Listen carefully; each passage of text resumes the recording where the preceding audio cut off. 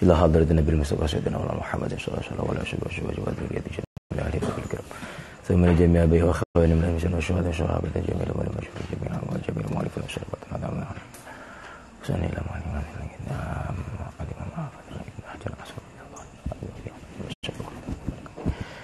ثم لجميع بين محمد وجدنا وجد مشايخنا ومشايخ مشايخنا ومشايخ فلان ومؤسسا بلا الفاتحة. أعوذ بالله من الشيطان الرجيم. بسم الله الرحمن الرحيم. الحمد لله رب العالمين الرحمن الرحيم إياك نعبد وإياك نستعين اهدنا الصراط المستقيم. بسم الله الرحمن الرحيم. Subhanakallahumma Rabbana la ilma lana illa ma 'allamtana innaka antal alimul hakim wa tub 'alaina innaka antat tawwabur rahim wa 'allimna min ladunka ilman nafi'an ya dzal jalali wal ikram. Allahumma aftah lana hikmataka wa anshur alaina rahmataka ya dzal jalali wal ikram. Bismillahirrahmanirrahim. Alhamdulillahirabbil alamin. Wassalatu wassalamu ala sayyidina maulana Muhammadin wa ala alihi washabbihi wasallim. Qala al-mu'allif rahimahullahu ta'ala wa nafa'ana bi ulumi wa madana bi asrari wa ada alaina barakati fid dharain amin. Bismillahirrahmanirrahim. Hadis keberapa? 27. Bismillahirrahmanirrahim. An Asma'a, dan dari Sayyidah Asma binti Abi Bakrin, putrinya, yaitu putrinya Sayyidina Abu Bakar. Radhiya, semoga meridhoi siapa Allah anhuma, dari Asma dan Abu Bakar. Anhuma, dari Asma dan Abu Bakar.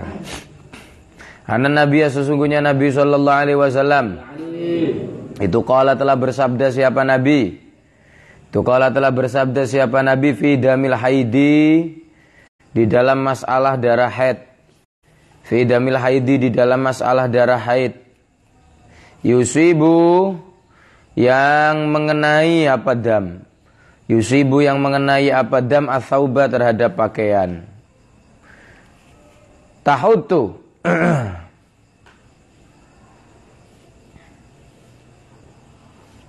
tahutu, mengerok siapa kamu hu, terhadap dam. Mengerok siapa kamu hu, terhadap dam. Thumma taqrusu, kemudian menggosok siapa kamu. Menggosok atau mengucek ya kalau sekarang ya. Mengucek siapa kamu. Hu, terhadap dam, bilma'i, dengan air. Bilma'i, dengan air. Thumma tandohu, kemudian mengucurkan siapa kamu. Thumma tandohu, kemudian mengucurkan air siapa kamu. Mengucurkan air siapa kamu. Hu, terhadap dam. Thumma tusalli, kemudian sholat siapa kamu. Fihi, di dalam thawb. Fihi, di dalam thawb. Muttafaqun alaih. Al-hadis muttafaqun alaih. Wa Nabi Hurairah, dan dari Abi Hurairah radhiyallahu an. Qala, berkata siapa Abu Hurairah, qala, telah berkata siapa Khawlatu Khawlah. Siapa Khawlatu Khawlah. Berkata, ya Rasulullah, wahai Rasulullah, fa ilam yadhhab, maka apabila tidak hilang. Fa'ilam yadhhab, maka apabila tidak hilang apa adamu darah. Apa adamu darah. Qala, berkata, bersabda siapa Nabi. Qala, bersabda siapa Nabi, siapa Rasul. Yakfi, mencukupi kepada kamu. Yakfi, mencukupi kepada kamu apa al-ma'u, air. Walayaduru, dan tidak berbahaya kepadamu. Walayaduru, dan tidak bahaya kepadamu apa atharuhu, bekasnya dam. Apa atharuhu, bekasnya dam. Akhraja, telah mengeluarkan hu, terhadap hadis siapa Tirmidzi, Imam Tirmidzi. Wa sanaduhu, halnya adapun sanadnya hadis. Halnya adapun sanadnya hadis itu dhaifun, lemah, dhaif. Itu dhaifun, lemah. Ini bab ibzalatun najasah masih. Kemarin apa hadis terakhir kedua kemarin tentang kencing ya. Kencing anak kecil. Bahwa anak kecil yang sebelum umur 2 tahun yang belum mengkonsumsi apapun, tidak mendapatkan asupan apapun melainkan ASI dari ibunya atau dari yang menyusui saja sebelum umur 2 tahun, maka kalau laki-laki hukumnya najis mukhaffafah. Kalau perempuan hukumnya najis mutawassidhah. Meskipun sebagian pendapat mazhab yang lain mengatakan baik laki-laki maupun perempuan anak kecil itu najisnya sudah mutawassidhah. Sedangkan mencipratkan air pada hadis wa yurashu min baulil ghulam itu tidak bermakna najisnya kencing bayi laki-laki yang sebelum 2 tahun itu menunjukkan makna najisnya lebih ringan daripada najisnya anak perempuan menurut sebagian pendapat mazhab. Ini hanya bermakna ta'abbudi saja. Melakukan itu hanya bermakna ta'abbudi. Jadi begini. Menerapkan hukum fikih itu ada kalanya bersifat ta'abbudi, ada kalanya bersifat ta'akuli. Ya. Jadi kewajiban syariat atau penerapan hukum syariat itu ada kalanya bersifat ta'abbudi, ada kalanya bersifat ta'akuli. Apa itu ta'abbudi? Ta'abbudi itu melaksanakan apa adanya dalil gitu aja. Itu, melaksanakan apa adanya dalil itu dilaksanakan gitu aja. Tidak melalui proses logis, tidak melalui proses penelitian akliyah. Ini kenapa kok begini? Ini kenapa kok begitu? Nggak ditanya lagi. Yang penting katanya dalilnya begitu ya sudah laksanakan, gitu loh. Apa adanya. Seperti ketika ditanya, kenapa kok yang ngentut itu bokong tapi yang dibasuh muka? Kan tidak nyambung. Nah ini tahap budi. Harusnya kan kalau hadas itu keluarnya dari bokong kan yang kotor berarti bokong. Karena hadas itu kan kotoran. Nah kotoran baik kotoran itu terlihat tampak oleh mata yang sedang ataupun tidak terlihat. Tapi kan kembali lagi kalau misalnya yang kentut itu bokong ya, yang kotor berarti bokong, kan gitu. Kenapa kok yang dibasuh muka? Ya ini namanya ta'ab budi. Nah ta'ab budi itu kenapa begitu? Loh, disitulah ujiannya orang yang beriman. Allah nyuruh begitu, kita ini diminta nurut apa tidak? Nah, diminta kamu nurut apa enggak? Apakah perintah Allah itu semua harus masuk akal kamu? Kalau tidak masuk akal kamu berarti kamu tidak mau nurut.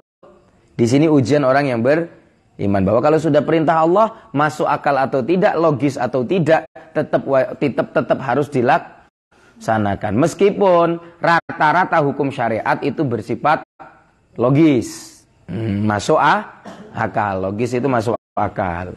Sehingga kadang-kadang meskipun hal yang bersifat ta'abudi kepada orang awam ini sebagian tokoh ulama itu mencari-carikan gitu.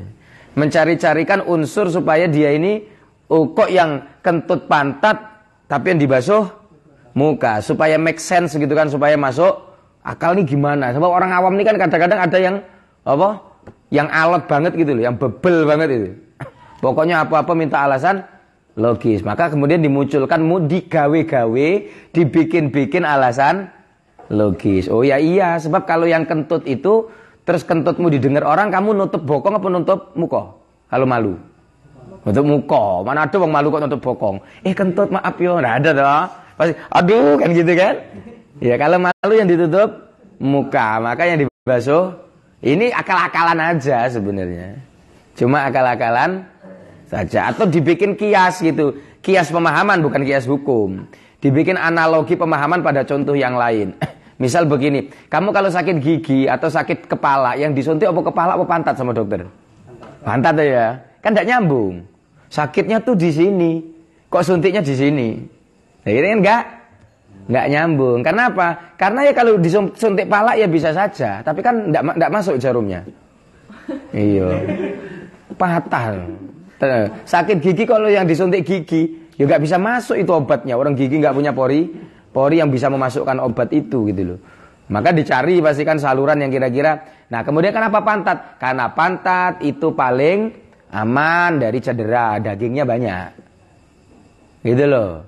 Paling aman dari apa kalau orang Jawa bilang jarem-jarem itu. Ya, kamu tahu jarem? Nah, orang kalau nggak main bola 2 bulan misalnya, sekali main bola kakinya jarem. Gitu. Tapi pernah nggak kamu merasakan pantat jarem? Nggak pernah. Yang ada tuh pantat tuh mejen.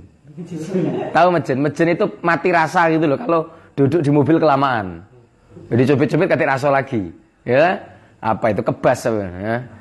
Nah, kalau jarem nggak ada, jarang. Saya nggak pernah temu. Aduh, bokongku jarem, nggak pernah. Tapi sikilku jarum kabeh, awakku jarum kabeh ada. Tapi kalau bokongku jauh warem, kelamaan tidak duduk, nggak ada itu ya, nggak ada. Kemudian selanjutnya masalah darah haid. Ini kembali kemarin sudah dijelaskan seluruh dari awal kita menjelaskan tentang liur binatang, daging binatang liar kemarin, termasuk khimar ahliyah, khimar kampung gitu kan. Kemudian hal ikhwal tentang perbedaan ulama tentang hukumnya sperma apakah suci apakah najis. Kemarin juga Imam Hanafi bilang lo enggak, itu menyiram bekas sperma itu hanya ta'ab, budi mengerok saja itu ta'ab, budi dan lain sebagainya, terus kencing anak kecil. Sekarang masalah darah. Darah kemarin pada bab yang sebelumnya sudah dikatakan bahwa seluruh darah itu hukumnya najis, tidak ada darah yang suci. Nggak ada. Kecuali 2 darah yang suci. Kemarin apa? Hati dan jantung. Kan gitu. Kecuali kok jantung limpa ya. Hati dan limpa. Hanya itu. Semua yang lain hukum darah adalah najis, baik berasal dari makhluk yang masih hidup ataupun makhluk yang sudah mati, hukumnya najis. Meskipun darah itu tetap hukum asalnya najis, akan tetapi ada yang najisnya itu ditolerir, dimaafkan. Kalau dalam bahasa kitab itu ma'fuwin anhu, dimaafkan. Ada yang sama sekali tidak ditoleransi. Sebagaimana misalnya ada darah nyamuk yang nempel di pakaian, maka bisa jadi ditoleransi. Salah satu ulama menyampaikan bisa ditoleransi kalau satu, darah nyamuk yang kena pakaian itu, nyamuk itu moncrotnya darah itu bukan sebab perbuatan kita. Tapi kalau sengaja kamu tepuk pok, ya nggak maafu. Itu. Tapi kalau kamu tidak tahu, kok tahu-tahu sudah ada darah, bukan karena perbuatan kita yang disengaja, dan darahnya tidak banyak, sedikit. Gitu. Darahnya tidak banyak, sedikit. Ada yang bilang patokan sedikit itu tidak nyampe selebar kukunya orang dewasa. Gitu. Kalau lebih lebar dari kuku orang dewasa berarti darah nyamuk tidak dimaafkan. Ada yang bilang itu patokannya uruf. Patokannya ya kamu nanya orang aja, menurut kamu ini banyak apa dikit? Ya gitu lah. Kalau kata orang yang kamu tanya, oh itu banyak, berarti enggak kalau kata orang yang kamu tanya itu, oh itu sedikit, itu berarti maaf. Syaratnya yang ditanya satu waras, kedua orang yang punya standar, akal yang standar, bukan goblok gitu. Jadi kamu tidak nanya orang idiot gitu, tidak nanya orang yang musuh kamu gitu. Karena kalau musuh kamu pasti kepengin bikin kamu susah kan? Wah itu banyak itu gitu. Padahal cuma sidik udah. Ya, karena musuh kamu tuh seneng bikin kamu susah. Jadi orang-orang yang standar gitu, orang yang adil gitu. Nah. Sekarang darah haid yang mengenai pakaian. Asma ini putrinya Sayyidina Abu Bakar yang dalam keadaan hamil mengantarkan makanan gitu, kepada Nabi Muhammad dan Abu Bakar ketika sembunyi di Gua Thur. Ya, di Gua Thur dari kejarannya orang kafir musyrikin Mekah ketika proses malam pertama Nabi hijrah. Itu kan sembunyi di dalam gua. Itu. Dan itu ada yang bilang 2 hari, ada yang bilang 3 hari dalam gua itu yang nganterkan tiap hari makan naik gunung itu, naik bukit batu itu adalah Asma dalam keadaan hamil tua. Naik bukit batu tidak beralas kaki dalam keadaan hamil tua. Kenapa begitu? Satu karena itu Rasulullah, kedua karena Abu Bakar adalah bapaknya. Gitu. Berarti anak Abu Bakar Siddiq, Asma.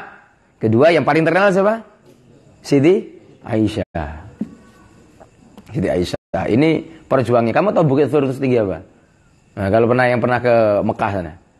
Tinggi banget, sama kayak gedung mungkin. Gedung 10 lantai aja kurang kali. Tinggi sekali. Batunya batu cadas. Bukan batu halus dan tidak ada rumput, asli tandus-dus. Kalau pakai mata kaki yang nggak biasa, ya kayak kaki kita ini pasti luka. Kalau yang nggak pakai alas kaki, pasti luka. Nah, ini bayangkan hamil tua. Untung nggak beranak di tengah kan, sedang nanjak itu. Karena orang nanjak itu kan pasti ngeden. Ini Sayyidah Asma. Bismillahirrahmanirrahim. Bagaimana ketika bertanya kepada Rasulullah, bagaimana keterangan Rasulullah kata Sayyidah Asma tentang darah haid yang mengenai pakaian. Nabi bilang sederhana saja, kaifiyah ini kemudian dijadikan tata cara untuk menghilangkan najis darah secara umum yang mengenai pakaian. Tahutuh. Pertama, kerok yang dimaksud itu adalah kalau memang dia ada keraknya darah itu, kering di bagian luar, maka harus dibuang. Inilah yang kemudian kaifiyah yang disebut dengan menghilangkan najis ainiyah. Bendahnya najis harus dihilangkan. Ibarat kalau ada kotoran hewan nempel di lantai, ya nggak bisa kamu siram begitu saja. Itu kamu buang dulu. Kalau tainya sudah kering harus dibuang dulu, dikerok dulu. Kecuali kamu punya air yang banyak dengan tekanan kuat. Gitu. Punya air yang banyak dengan tekanan, pakai jet pump, cos, gitu kan? Atau pakai semprotannya pemadam kebakaran itu. Itu enggak kamu kerok dulu langsung kamu semprot gitu aja boleh. Karena apa? Tekanan air yang kuat itu sudah masuk hukum apa? Tahutuh ini tadi. Sudah dianggap ngerok ini tadi. Tapi kalau cuma apalagi menggawe apa? Gelas aqua serat ini loh ya, najisnya malah roto. Najisnya malah rata. Menurut pendapat mazhab Syafi'i. Kalau Hanafi agak ringan lah. Masalah najis-najis di lantai atau kaca yang tidak ada pori-pori, mazhab Hanafi itu ringan. Pokoknya sepanjang najis itu berada di tempat yang tidak berpori-pori, gitu ya. Tidak berpori-pori, tidak ada bukan media yang bisa menyerap gitu terhadap najis, maka itu cukup dibuang atau dihilangkan ainiyahnya, selesai. Tidak perlu harus disiram air atau langsung dilap gitu aja pakai lap. Itu juga bersih menurut pendapat mazhab Hanafi, sebagian mazhab Hanafi. Dan itu banyak dalam kitab-kitab banyak. Karena ada kejadian sahabat itu kalau perang habis bunuh orang kafir terus mau sholat, itu kan bawa pedang terus. Berarti di pedangnya itu ada darah. Maka sahabat ketika mau sholat cukup dilap pakai kain saja, ini pedangnya seret terus dibawa sholat. Loh kok nggak disiram? Nah disitulah kemudian jadi dasar dalam mazhab Hanafi. Karena pedang itu kan logam. Logam itu tidak memiliki pori-pori untuk menyerap najis. Maka dilap begitu saja, ada asal bersih, bekas najisnya sudah hilang, ya udah suci lagi. Nah, tapi kembali lagi itu pada media yang tidak punya pori. Sedangkan pakaian, kain, pori-pori bukan. Nah, berarti nggak berlaku itu keterangan mazhab Hanafi yang tadi juga tidak berlaku. Kembali ke yang ini, harus dikerok darah itu. Kedua, watak rusuh, kucek. Nah, digosok, kucek. Nah, setelah itu baru kemudian dibilas dengan air, wataddahuhu. Kemudian dibilas dengan air. Tandoh itu tidak sama dengan taghsil. Tandoh itu memang sama serupa sifatnya menyiram begitu, tapi dengan kadar air yang lebih minimal. Gitu lah. Jadi kalau nyiram itu mungkin pakai cebok bior gitu ya. Nyiram gitu. Tapi kalau tandoh itu seperti kamu cuma ngucurkan air dikit-dikit cur. Kenapa? Karena di dalam fiqhul hadisnya hadis ini adalah ada anjuran sunnah untuk mengefisiensikan penggunaan air. Jadi di antara ibadah yang selama ini orang nggak tahu bahwa itu bernilai pahala, apa? Menggunakan air secara hemat. Kamu istinja cebok di kamar mandi secukupnya, bukan seladasnya. Itu. Kamu wudhu sewajarnya, itu, bukan sebebasnya. Kamu mandi secukupnya, itu, bukan poya-poya. Sehingga ketika ada terjadi mukhalafah li sunnah, bertolak belakang dengan tuntunan sunnah Rasulullah, hukum berlebih-lebihan menggunakan air karena menentang hukum sunnahnya menghemat air, Orang yang mandi berlebihan, wudhu berlebihan air, istinja berlebihan, hukumnya kan makruh. Karena kebalikan sunnah adalah makruh. Jadi santri itu kalau ngerti dalil enak. Gitu. Kalau ngerti dalil enak. Wah, wudhu itu ya secukupnya saja. Cukup untuk 3 kali basuhan. Dan satu basuhan itu kan tidak satu cebok. War, bukan itu. Itu. Kamu secakup air ini, kamu lemparkan ke wajahmu, terus kamu ratakan, itu kan sah sudah. Itu. Kenapa? Karena dalam mazhab Syafi'i itu isti'ab, meratakan air yang mengenai anggota tubuh. Bukan mengalirkan air ke seluruh anggota tubuh. Ini hati-hati, beda. Itu. Jadi cukup isti'ab saja. Ada satu bagian sepanjang belum terlepas air itu dari anggota tubuh wudhu, ini bisa diratakan kalau dalam rangka untuk menghemat air, misal lagi musim kemarau gitu. Ya, jadi bukan bior, oh sini belum kena ngambil lagi secebok bior. Bior tangan kanan misal baru separuh, oh yang sini belum kena, bior meneh. Iku sik ping pisan tok iku. Belum 2 kalinya, belum 3 kalinya itu. Banyak sekali air yang terbuang-buang. Gitu. Banyak sekali air terbuang-buang. Itulah kenapa kemudian sebagian pondok-pondok salaf yang ngerti itu, air itu ditadah. Ya, ada di pondok-pondok besar itu kan pakai bak bau besar itu. Keliling anak santri itu kalau wudhu keliling. Dia biar jatuh lagi ke bak itu air. Kenapa? Satu, meskipun yang nyedok ini pakai ember pion, sepanjang airnya tumpah lagi ke bak yang begitu besar itu, yang mungkin jumlahnya ya ratusan kulah, bukan cuma puluhan kulah, ratusan kulah, air yang bekas bersuci masuk ke bak itu tidak bisa memustakmalkan air yang lain karena saking banyaknya air itu. Gitu. Saking banyaknya air itu tidak bisa menyebabkan air yang sebak besar itu menjadi mustakmal. Itu tadi karena mengefisiensikan air yang terbuang jangan sampai terlalu banyak. Karena hukum tabdzir itu loh. Apalagi kalau sengaja, kamu sudah tahu berlebihan aja udah makruh, malah lebih-lebih lagi apa? Ada bak dipakai renang. Dalam keadaan badan kita ini bersabun, sehingga keliling bak Pondok Putra yang L itu menjadi mutaghayyir semua gara-gara sabun atau sampomu. Gitu. Itu haram. Itu haram itu. Saya pastikan itu haram. Satu, keharamannya karena memubazirkan. Kedua, keharamannya karena zalim. Kenapa? Di dalam bak itu ada hak santri lain. Iya kan? Untuk menggunakan air itu. Kemudian dikuasai oleh satu orang dengan cara dia renanglah, masuk baju badan masih bersabun, air mutahhir udah. Sucikan. Ada memang sebagian daerah yang airnya memang bau. Nggak apa-apa. Yang jadi problem kalau bau itu adalah sebab sesuatu yang di luar air itu kemudian masuk ke dalam air, merubah sifat air itu menjadi mutaghayyir, menjadi tahir ghairu mutahhir. Suci tapi tidak mensucikan. Apalagi kalau yang masuk najis jadi air mutanajis. Kalau sampai berubah. Nah ini hati-hati nih santri yang galak ladas-ladas sekendak jidat itu. Hukum itu, ilmu itu dibawa, diamalkan. Itu. Jangan kayak orang bodoh. Loh, kalau orang bodoh kan nggak mengamalkan ilmu. Nah, kalau kita mengamalkan, enak jadi wong bodoh ae ngono. Iya.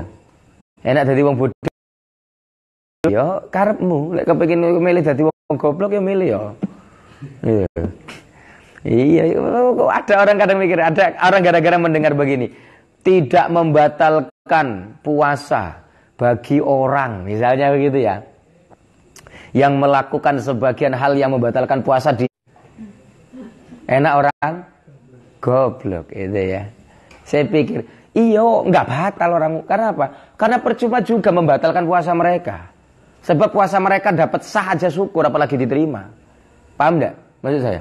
Mereka itu mau sah saja sulit, apalagi mau diterima. Ngapain juga dibatal-batalkan? Begitu. Kenapa? Ya karena ada prinsip wa kullu man bighairi ilmin ya'malu a'malu mardudatun la tuqbalu. Setiap orang yang beramal tanpa ilmu amalnya ditolak. Lho, piye to kowe? Ya salat mereka tapi enggak pernah belajar fikih salat. Ya salatnya mek koyo senam apa kesehatan jasmani. nggak bernilai pahala tertentu yang mulia di sisi Allah. Kenapa? Karena nggak menuntut ilmu, bro. Itu. Siapa yang nggak bisa nyuntik? Kita bisa nyuntik, tuh. Bisa. Saya bisa nyuntik kamu kalau kamu sakit. Tapi saya tidak bisa disebut dokter. Kenapa? Saya nggak sekolah kedokteran. Lek urusan nyuntik, podo iso nyuntik, sama. Saya bisa nendang bola ke gawang. Tapi saya ngedaftar ke Sriwijaya FC, nggak terima uang. Kenapa? Saya tidak punya sertifikasi pemain bola. Nggak pernah sekolah sepak bola. Lek angger nendang bola podo. Lah itu bedanya orang goblok dengan orang berilmu itu.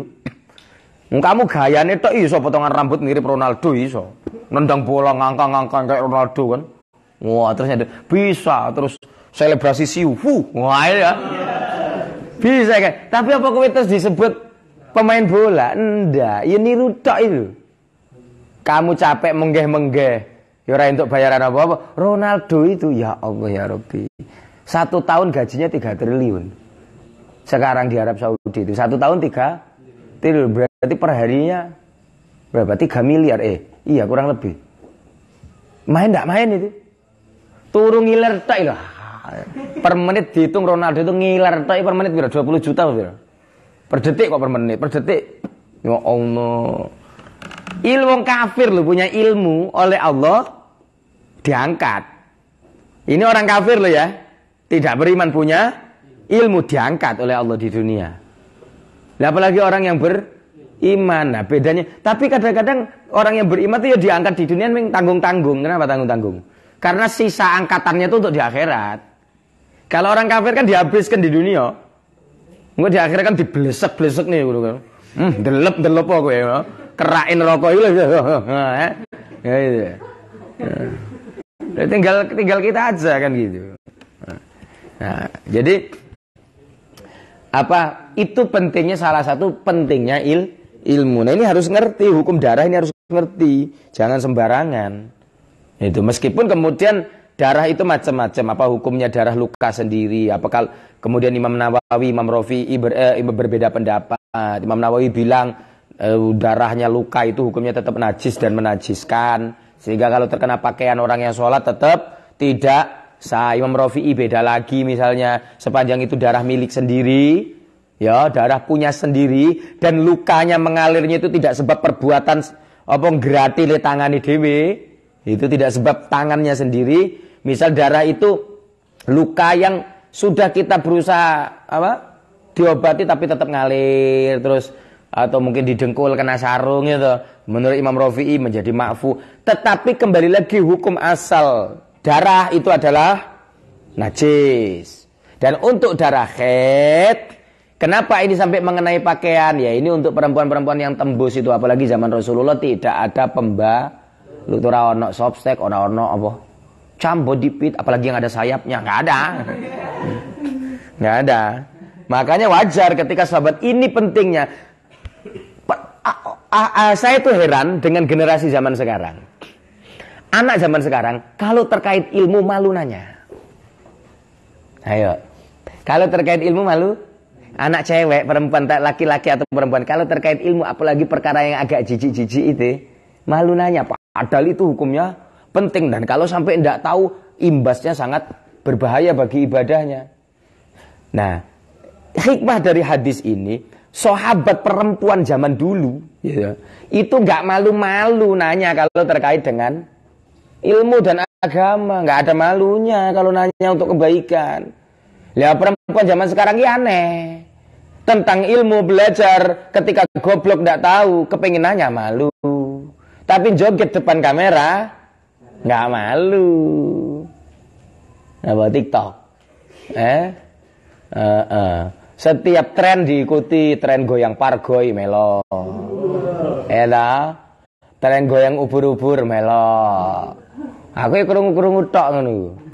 Nanti ada tren-tren apa lagi dipelok igal lho. Tapi ketika suruh ayo tampil depan kelas presentasikan pemahaman kamu malu.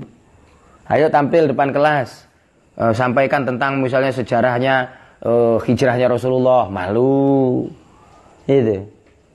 Tapi kalau sudah joget, wah, all out pokoknya totalitas. Ya Allah ya Rabbi. Dan itu terjadi sekali lagi bukan hanya di kalangan awam, tapi juga di kalangan pesantren. Hari ini loh ya. Makanya pesan saya kepada kalian, pintar-pintar menjaga kehormatan. Kehormatan apa? Kalau kalian tidak bisa menjaga kehormatan diri kalian, jagalah kehormatan ilmu. Jagalah kehormatan guru kalian. Jagalah kehormatan orang tua. Karena ketika seorang anak itu bikin sesuatu yang tidak baik, setidaknya yang akan ditanya 3 hal. Mondoke ning ngendi? Gurune sopo? Kuwi anake sopo? Ya dah? Dulu itu sekolah di mana itu? Sabilul Hasanah. Budak Sabilul Hasanah itu cak itu. Di pondoknya berarti diajari cak itu. Kedua, itu santrinya siapa? Santrinya Romo Yai. Cak itu santri Romo Yai. Masa? Yang ketiga, itu anake sapa anake? Anake Pak iki ta. Ojo-ojo selama iki rezekine nggo mangkani anak iki duit haram.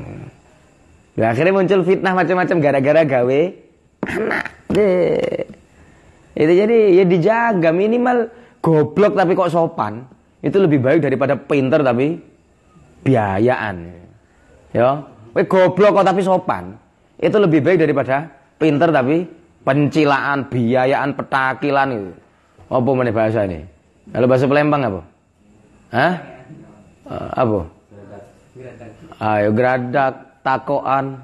Apa dia tak tahulah itu bahasa Palembangnya. Jadi lek di masyarakat nanti hati-hati apalagi di rumah. Pakaian sampai penampilan pun dinilai. Hari ini Wahabi, Salafi, orang-orang garis keras itu banyak pengikutnya. Kenapa? Mereka rata-rata menjaga penampilan. Saya kasih tahu kalian.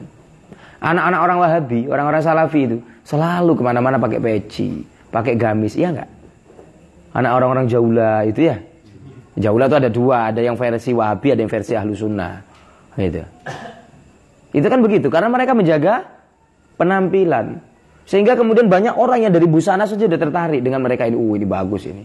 Sedangkan santri hari ini di pondok aja pakai peci, pakai sarung, keluar dari pondok mulai lepis suwek-suwek. Ya kan? Wah wes. Kenapa? Karena kiblatnya bukan lagi masyayikhina, bukan lagi para masyayikh kita, bukan guru-gurunya yang dijadikan kiblat penampilan, tapi yang dijadikan kiblat penampilan adalah modernisasi yang ada di luar pondok. Iya, ini model potongan rambutnya si siapa, bintang Korea siapa, ini model potongan rambutnya siapa, itu nggak ditiru. Makanya koleksinya ya apa ya kayak gitu. Yang dikoleksi itu aksesoris gaul, gaul tuh kalau kamu buka kamus itu gaulun artinya apa? Gaul maknanya buto, buto. Itu model gundruwo ini. Gaul. Jadi gaul. Itu. Jadi di hati itulah kenapa kemudian gara-gara gaul banyak yang terjadi digauli sebelum menikah. Selanjutnya hadis ke-28 An Abi Hurairah, yakfikal ma wa la yadurruka athar. Ketika sudah dilakukan proses seperti tadi, dikerok sudah, dikucek sudah, dibasuh dengan air sudah, ternyata masih ada athar. Athar itu bisa jadi masih ada warnanya sedikit, masih bisa jadi masih ada amis-amisnya darah sedikit, itu bisa jadi masih ada rasanya sedikit. Hukumnya ketika sudah diusahakan untuk dibersihkan dengan maksimal kok masih ada, hukumnya ma'fu, karena yakfikal ma, sudah cukup dengan kamu basuh air. Itu wala yadurruka athar, jadi tidak ada masalah, tidak problem kalau masih ada atharnya, kata Rasulullah. Jadi itu juga hukumnya yang ma'funya. Mohon maaf kalau kita itu habis buang air besar terus kita cebok, ya, kita cebok. Itu sudah kita bersihkan tangan kita kan masih ada mambu-mambune sedep gitu. Iya.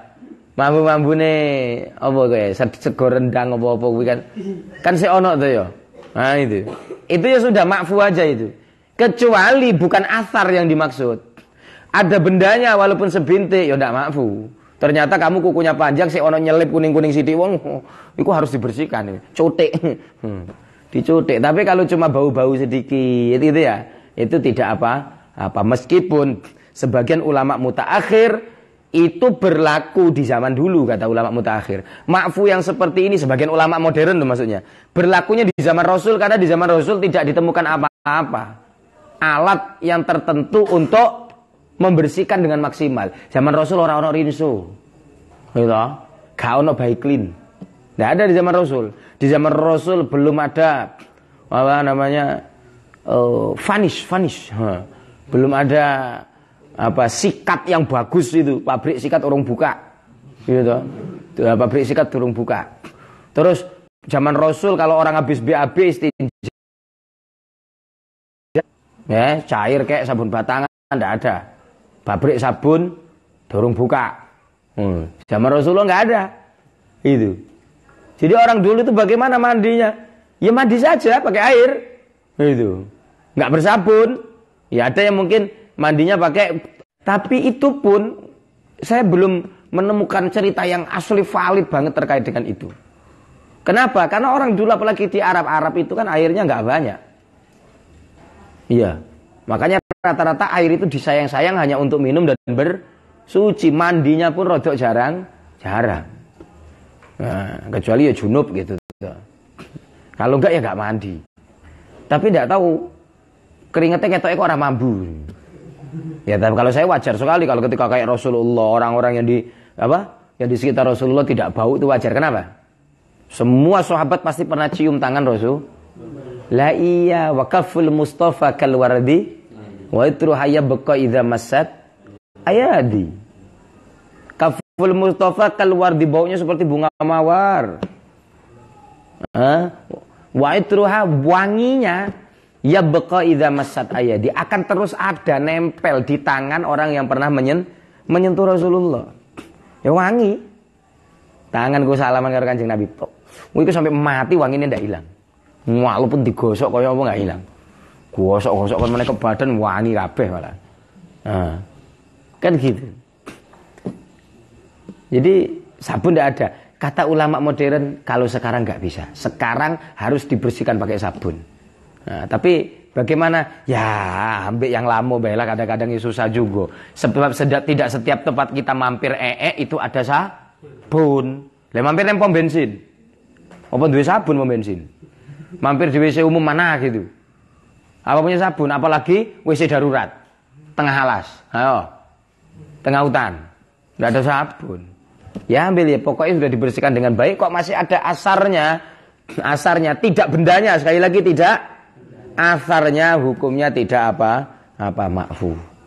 Ya. Ini terkait yang biasa darah. Termasuk darah. Kemarin sudah saya jelaskan. Najis darah itu adalah nanah. Ya.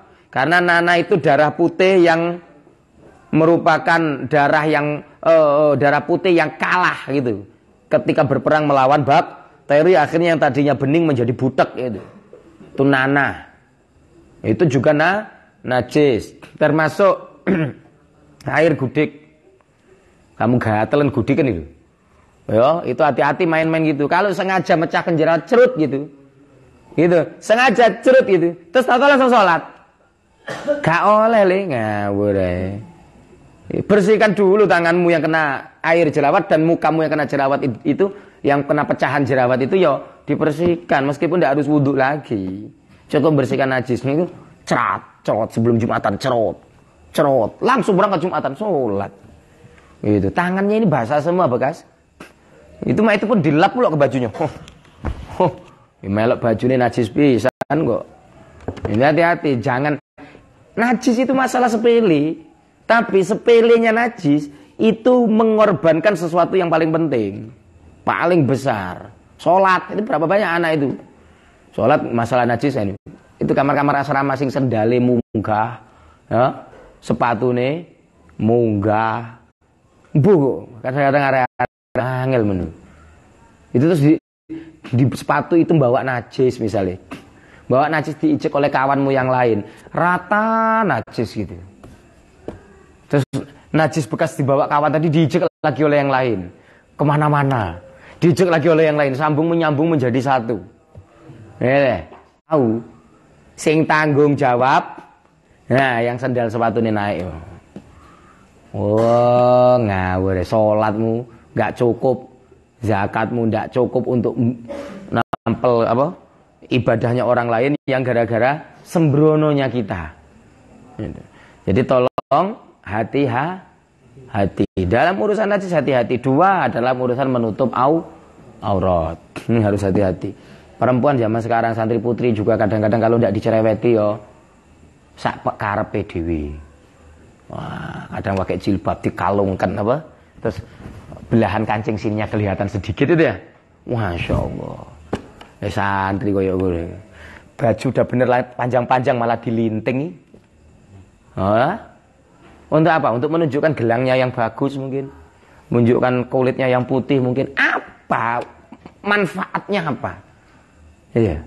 Manfaatnya apa? Untungnya apa? Mohon maaf, kalau yang dicari adalah keuntungan adalah supaya ada laki-laki yang tertarik padanya. Lu santri iki untungnya apa?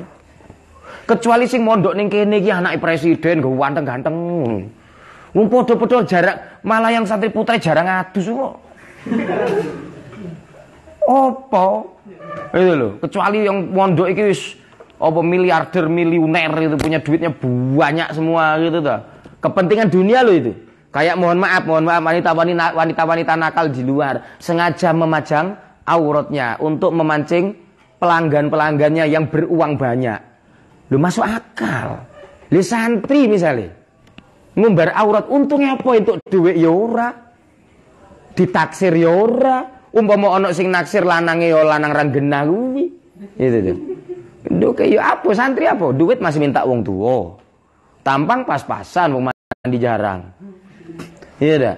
Skincare ndak punya. Apa? Itu.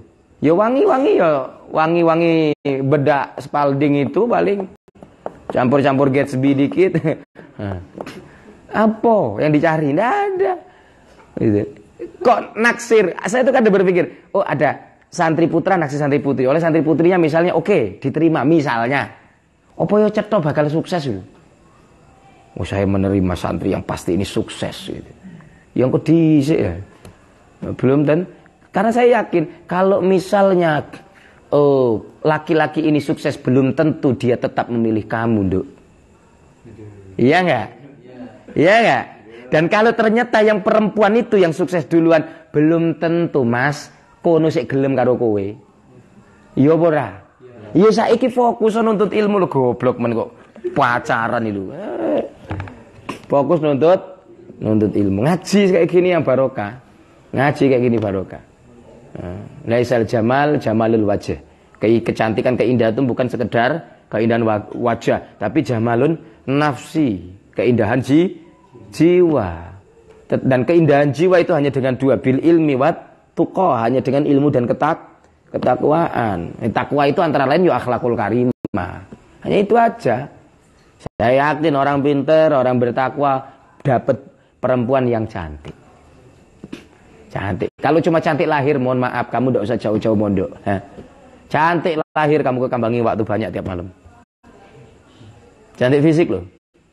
Kamu ke ya pinggir-pinggir jalan besar itu. Banyak itu. Cantik fisik loh. Untuk apa kamu mondok? Cuma itu tujuannya. Ya? Enggak itu kita cari. Bro. Karena kita menjemput yang cantik lahir maupun batin. Kalaupun di antara dua ini harus memilih, maka carilah yang cantik batin. Gitu. Karena kalau sudah cantik batin, insya Allah memancar keluar, namanya inner beauty. Dari dalam keluar. Kan gitu. Kita itu tahu ibu kita tuh peot, tapi setiap memandang wajah ibu bahagia. Kenapa? Inner beauty. Kita tahu ibu kita tuh udah keriput, tapi setiap memandang wajah ibu kita bahagia. Nah itu. Ada yang masih cowok tapi jowengkel kayak gitu loh. Nom jowengkel kayak misalnya. Ya, maksudnya apa? Maksudnya ini fokus kalian itu. Ya memang apa ya? Namanya anak muda, ya namanya anak muda, rasa itu pasti ada. Ya pintar-pintar menjaga. Pintar-pintar menjaga. Orang jatuh cinta itu enggak dosa, Bro. Jatuh cinta itu enggak dosa. Ini saya harus sampaikan ini karena mohon maaf belakangan beberapa problem santri itu kan itu antara lain.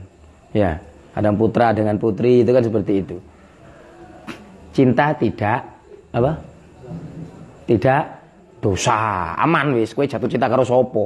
Wong wedok sak donya mbok senengi kabeh gak apa-apa. Tapi seneng tok lho ya.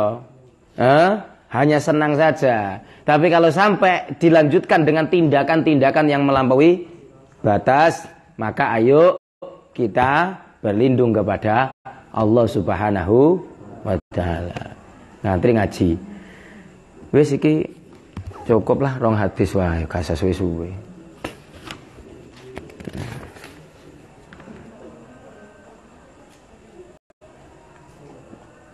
Minggu depan bab wudu ya. Nanti tidak tahu Ramadan nanti gimana jadwal ngaji ini, masih lanjut di jadwal biasa atau ganti atau karepku ya puasa itu tetap ngaji. Wah, jam 3 bengi, jam 2. Tapi gue akhirnya sesuk era sekolah turu. Habis subuh, yang enak tuh habis subuh. Ngaji itu habis subuh mumpung poso loh ya. Sebab saya yakin kita itu kalau nggak puasa itu jarang bangun malam. Kalau kita ini kan kalau karena puasa pasti bangun. Kenapa? Karena lebih takut lapar daripada takut Allah. Gitu. Manusia itu kan lebih takut lapar daripada takut Allah. Kalau idak sahur perutnya lapar. Akhirnya sengantuk apapun kalau sahur bangun minimal mangap tok sambil merem weteng wareg turu maneh. Nah itu. Nggak terpikir tahajud kayak nambah sholat, apa ngaji kayak khataman, darus apa-apa nggak terpikir. Karena lebih takut lapar daripada takut Allah. Itu.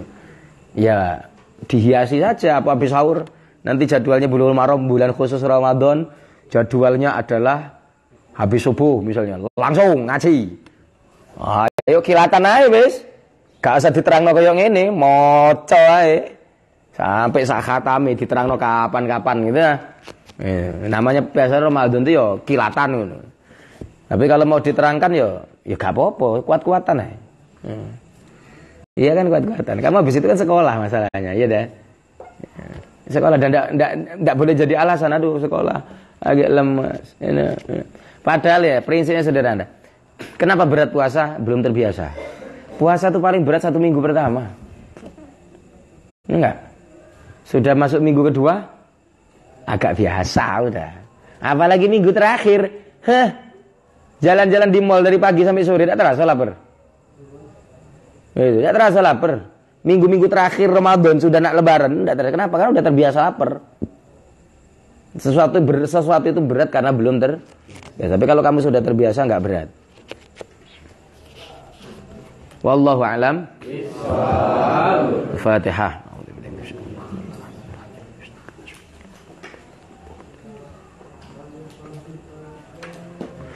Rabbi fa'fa'na bibarakatihim wahdinal husna bihurmati wa amitna fi tariqati wa mu'afatim Rabbi fa'fa'na bibarakatihim wahdinal husna bihurmatihim wa amitna fi tariqatihim wa mu'afatihim minal Rabbi fa'fa'na bibarakatihim wahdinal husna bihurmatihim wa amitna fi tariqatihim wa mu'afatihim minal Bismillahirrahmanirrahim. Allahumma inni astaudi'uka ma 'allamtanihi fardudhu ilayya inda hajati ilayhi wa la tansanihi ya rabbal alamin.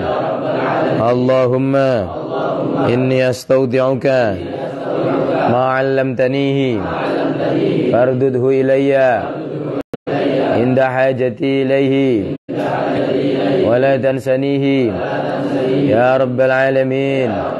Allahumma inni astaudi'uka ma 'allamtanihi fardudhu ilayya inda hajati ilaihi wa la tansanihi ya rabbal alamin.